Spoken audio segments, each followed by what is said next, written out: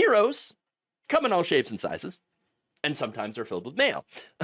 The hero in question is both a man and a sandwich. A sandwich that was recently thrown at law enforcement officers by another hero.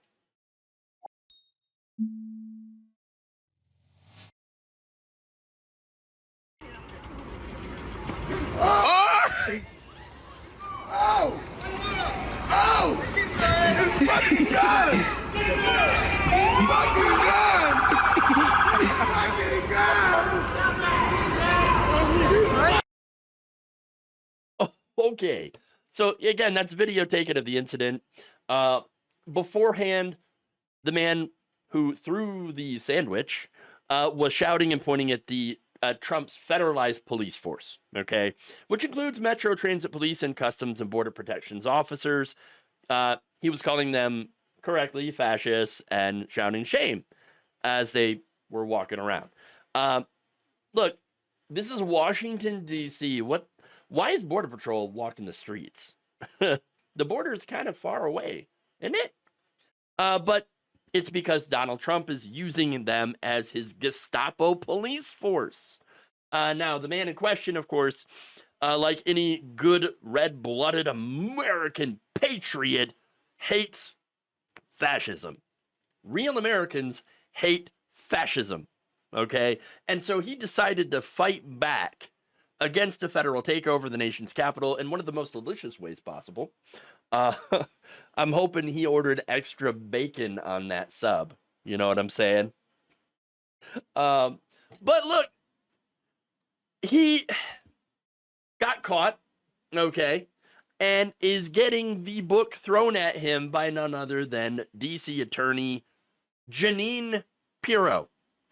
So President Trump has vowed to make D.C. safe and beautiful again.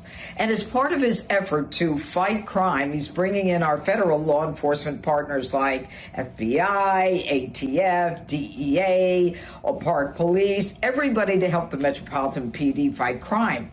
And the president's message to the criminals was, if you spit, we hit. Well, we didn't quite do that the other night when an individual went up to one of the federal law enforcement officers and started jumping up and down, screaming at him, berating him, yelling at him. And then he took a Subway sandwich about this big and took it and threw it at the officer. He thought it was funny. Well, he doesn't think it's funny today because we charged him with a felony, assault on a police officer, and we're going to back the police to the hilt. So there, stick your Subway sandwich somewhere else. I mean, I got a few ideas of where he could put that sub. I'm just saying. Involving Jeanine. No, okay, that's bad.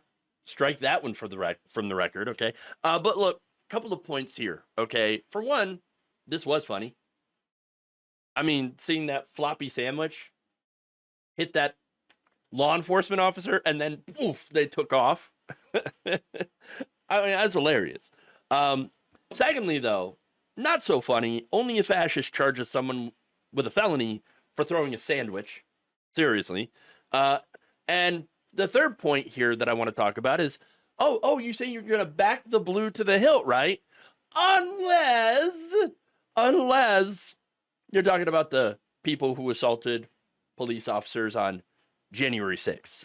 You're not backing those police officers. You're backing the violent insurrectionists. And that is the difference, right? The left, they throw sandwiches or milkshakes, okay? The right wing, they beat up cops with flagpoles, clubs, and other improvised weaponry. Bear spray, okay?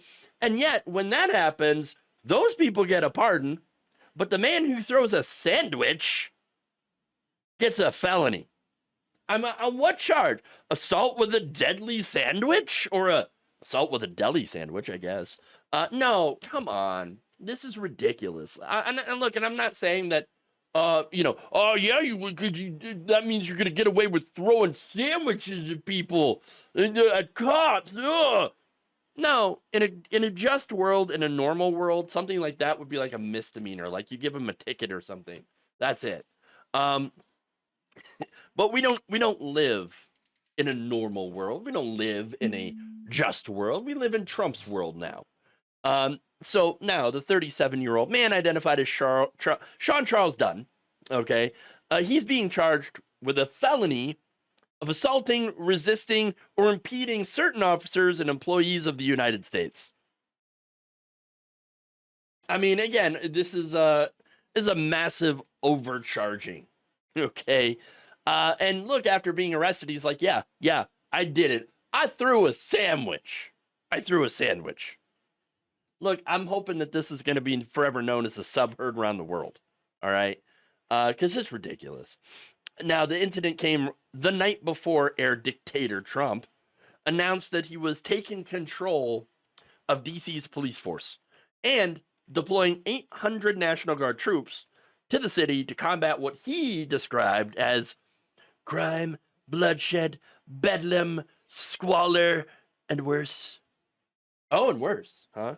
Now, here's the thing about that, okay? Violent crime in the city and across the country, by the way, is at an all-time low. It's at an all-time low.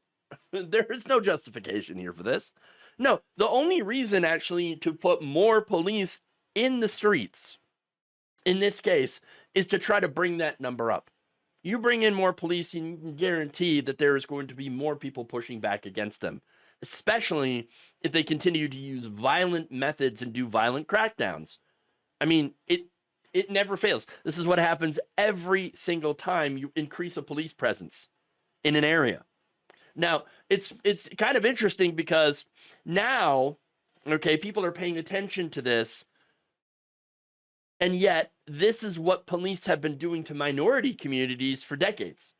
But now it's going into non-minority communities. Now white people are affected by this. And so I think it is pretty interesting now that there is that outrage. When it should have been, I've been outraged all along, okay, by all of this. But now, again, white areas are getting the same treatment now that places like Ferguson were getting, okay, with their corrupt police force coming in and doing police brutality and people fighting against that. Now, that said, Trump, when he announced this, was like, I don't want to call it a national emergency, but if I have to, I will. But I think the Republicans in Congress will approve this pretty much unanimously. So there's a couple points there. For one, he calls national emergencies on everything, on things that are not emergencies, okay, in order to do what he wants to do, to be an authoritarian. But the other point, though, is the fact that Congress, Republicans in Congress are weak little cucks, okay, that readily bend over for the Mad King. That's what they're doing. Beta male. They are absolute hypocrites who supported, in many cases, Donald Trump's pardons of those who assaulted police with actual deadly weapons and had actually disrespected law enforcement. For real. For real. And look, they're doing it for a criminal. Okay? Trump is a 34 felony count criminal. And yet the man who throws a sandwich is likely to be punished more harshly than Trump did. Because Trump didn't face any consequences. In fact, he got elevated to the highest position in the country. And that's why we're a joke. We are a joke of a country now. If anything, this shows how everyone, okay, it shows everyone how ridiculous our two-tiered system of justice really is.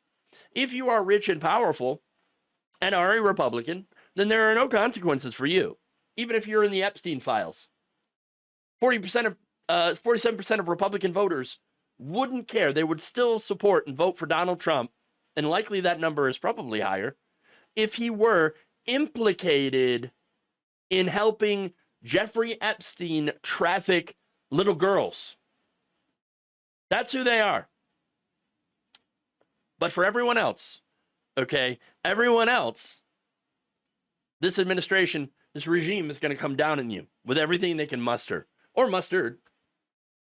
And let me tell you, though, very seriously, in the end, actions like this and regimes like this, let's just say that things never really work out well in the end for these kinds of authoritarians. Thank you for watching. If you enjoyed this video, please like, share, subscribe, hit the bell icon in order to get notified whenever a new video is released.